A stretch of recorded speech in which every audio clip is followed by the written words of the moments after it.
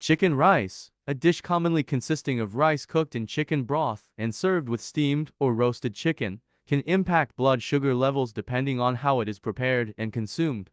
Before my chicken rice meal, my glucose reading is 6.1 millimoles per liter. There are 620 calories in one serving of Hainanese chicken rice, 2.7 for grams of fat, 1.5 grams of carbohydrate, and 29.81 grams of protein. The rice is high in carbohydrates, which can cause a spike in blood sugar levels. Chicken is a good source of lean protein, which can help moderate blood sugar levels by slowing the absorption of carbohydrates. The presence of some fat, especially if the chicken is roasted with skin, can also slow carbohydrate absorption. After around 1 hour, my glucose reading spiked over 12 millimoles per liter.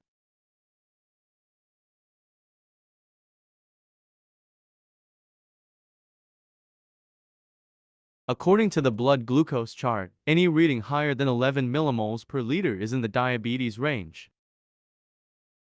Like and subscribe to my channel for more glucose measurements.